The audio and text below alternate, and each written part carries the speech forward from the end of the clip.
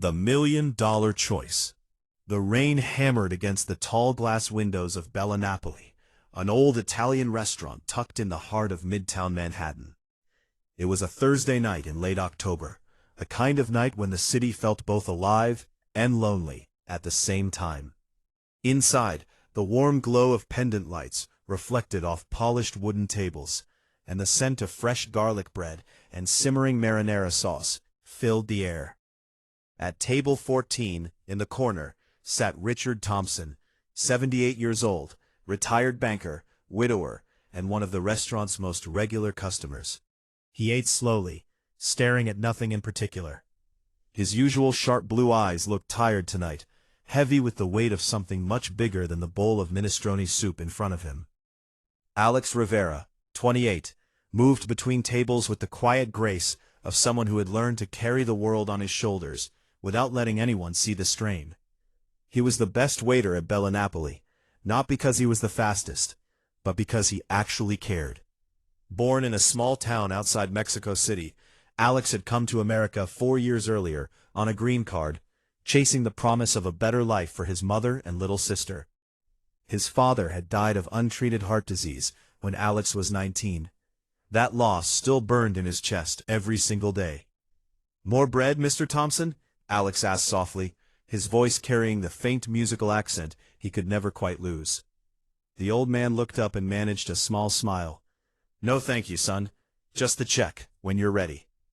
Alex nodded respectfully and returned a few minutes later with the leather folder. Mr. Thompson paid in cash like always, left a generous 25% tip, and slowly made his way out into the pouring rain. 15 minutes before closing, Alex was wiping down table 14 when his shoe brushed against something under the chair. He knelt and picked up a thick black leather wallet. It was expensive, soft, well-worn.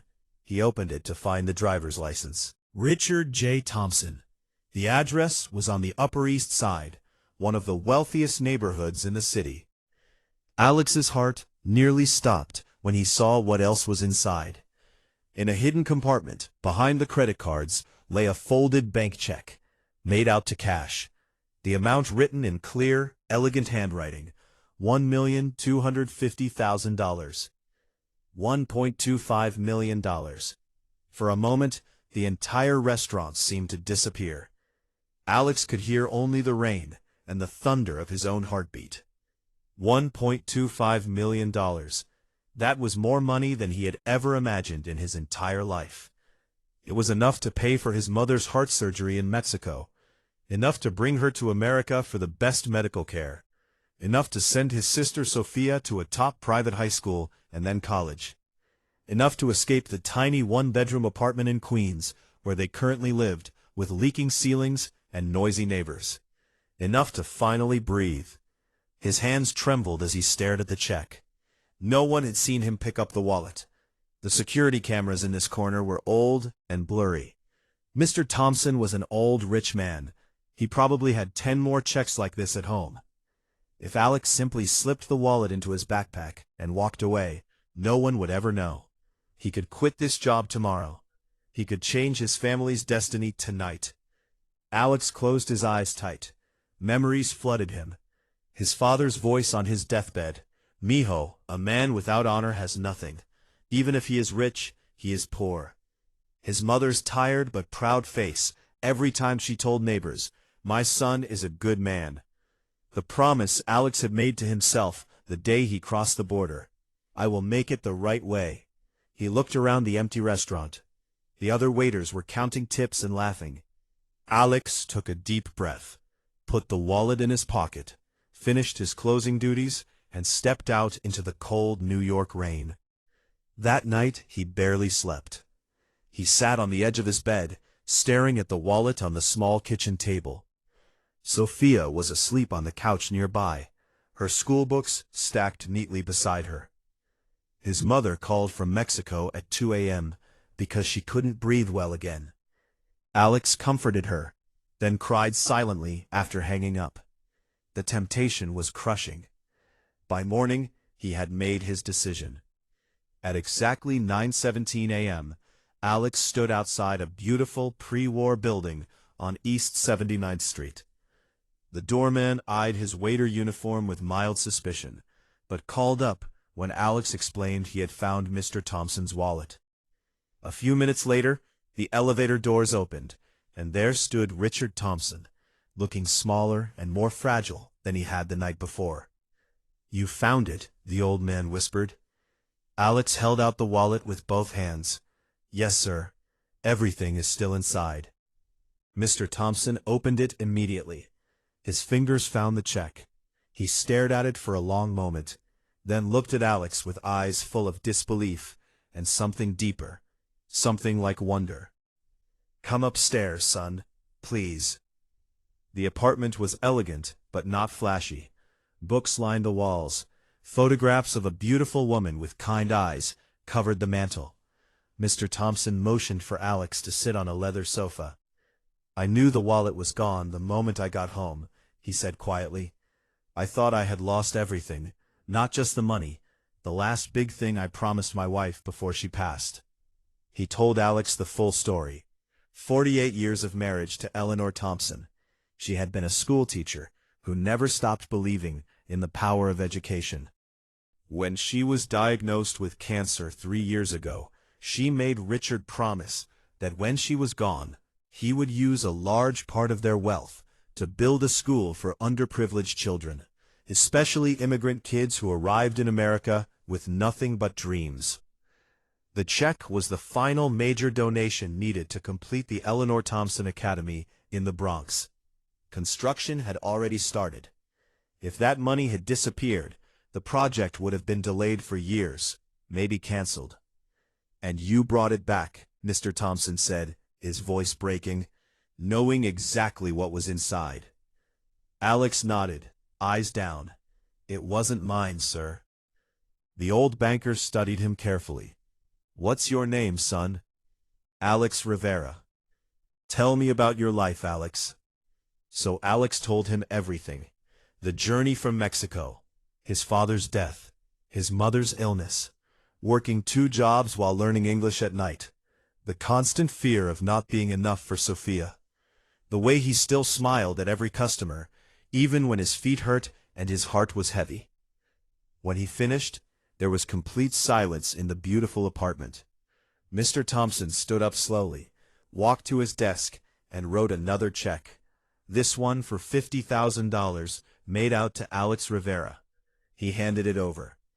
"This is just the beginning," he said. "I want to help you. But more than that, I want the world to know what kind of man you are." Over the next few weeks, everything changed. Mr. Thompson's lawyers drew up papers, making Alex a 25% owner of Bella Napoli. The restaurant was rebranded as Stars of Kindness Cafe. A simple but beautiful sign went up. The menu stayed mostly the same, but now a portion of every meal sold went to the Eleanor Thompson Academy. Alex brought his mother to New York for surgery. The operation was successful. For the first time in years, she could breathe without pain. Sophia started at an excellent private school, where teachers actually noticed her brilliant mind. Alex moved his family into a clean, safe 2-bedroom apartment in a better neighborhood. But the real transformation was deeper. Alex began sharing short stories on the restaurant's new YouTube channel. Real stories about customers, about kindness given and received, about the invisible heroes who serve food in cities across America. The first video was titled, "The Day I Found $1,250,000. It exploded. Millions of views poured in from every English-speaking country. People in London, Sydney, Toronto, Dublin, and small towns across the United States cried, watching Alex's calm, sincere voice tell the story without bragging. Comments flooded in. "I'm a waiter in Chicago and this gave me hope. Honesty still exists. Restored my faith in humanity." Mr. Thompson lived to see the first year of the Academy open its doors to 180 children. On the opening day, he sat in a wheelchair next to Alex, holding his hand. The old man was weak, but his eyes were bright. "You did more than return my money, Alex. You returned my faith in people." 6 months later, Richard J. Thompson passed away peacefully in his sleep. In his will he left Alex another substantial amount and named him trustee of the foundation. The Stars of Kindness cafe chain began to grow. First one more location in Brooklyn, then New Jersey, then plans for other cities. But Alex never changed. He still worked shifts sometimes, wearing the same black apron, greeting customers with the same warm smile. He made sure every waiter received fair wages and health benefits. He started a program that fed homeless New Yorkers every Sunday afternoon. And every single week, he recorded a new story for the channel. One story was about Maria, a single mother who worked 3 jobs and cried when Alex quietly paid for her daughter's birthday dinner. Another was about an elderly veteran who came in every Tuesday and how the staff celebrated his 90th birthday. Story after story of ordinary people showing extraordinary kindness. The channel crossed 1 million subscribers in just 14 months. Brands wanted to sponsor. News channels wanted interviews. But Alex always brought the focus back to the message. Kindness is not weakness. It is the greatest strength we have.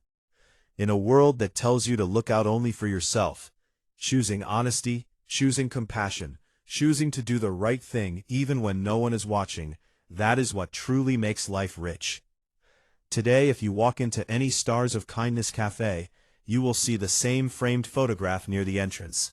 It shows Alex and Mr. Thompson on the day the first academy opened. Below it, engraved in brass, are the words, "On a rainy night in New York, a waiter found a fortune and gave it back. Because some things are worth more than money. Because character is the only wealth that cannot be lost." And every single person who reads those words feels something stir inside them. A reminder that heroes don't always wear capes. Sometimes they wear waiter uniforms and carry heavy trays with tired feet and good hearts. Alex Rivera still wakes up early. He still calls his mother every single day. He still helps Sophia with her homework when he can. And every night before he sleeps, he looks at the small wooden cross his father gave him many years ago and whispers the same prayer. "Thank you for giving me the strength to do what was right.